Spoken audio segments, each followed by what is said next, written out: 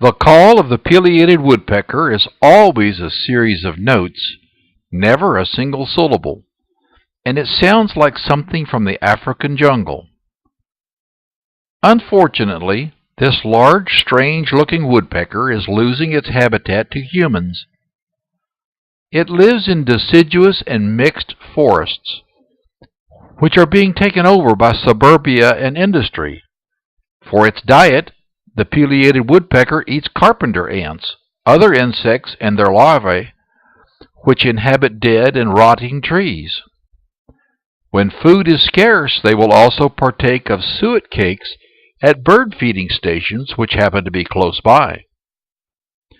The pileated woodpecker is a large bird, described in the Audubon Society Field Guide to North American Birds as being 17 inches long and somewhat resembles Woody the Woodpecker of cartoon fame. It has considerably fewer white feathers than the thought-to-be maybe extinct ivory-bill woodpecker, which is also larger, being listed as measuring about 20 inches.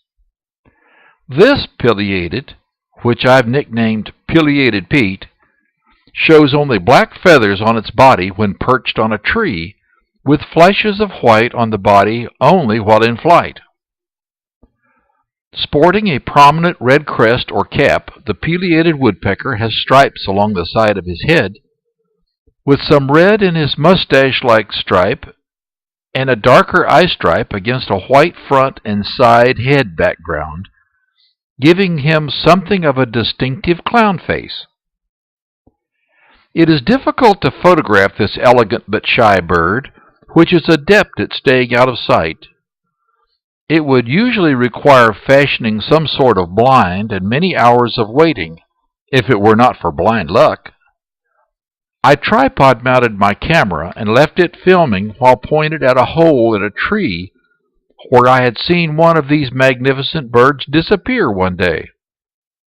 With beginner's luck, I got a very brief appearance of this big, beautiful bird, and as a special bonus, a recording of his very distinctive call. On the following day, while I was looking out of our kitchen window, I sighted Pileated Pete on the small suet cake on my bird feeder pole. The big bird moved to a stump, then to a log, a tree, and finally back to the suet cake, making it quite a challenge to stay on him with the camera from out our kitchen window. The next day, Pileated Pete came back for some more suet cake, but he flew away before I had a chance to start recording.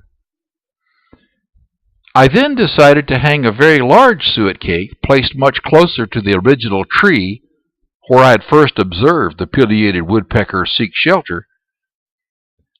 I have observed many woodpeckers enjoying the large suet cake, but never a pileated woodpecker. We hear the birds much more than see them.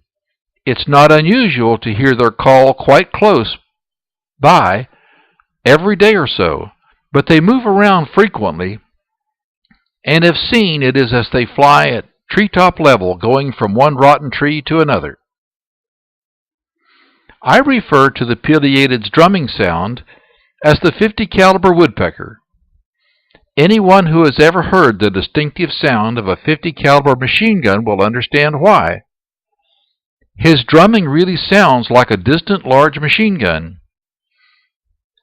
They drum to declare territory and to attract a mate. Both genders drum or peck rapidly on a hollow or resonant surface. Some of the smaller woodpeckers even drum on our downspouts of my house.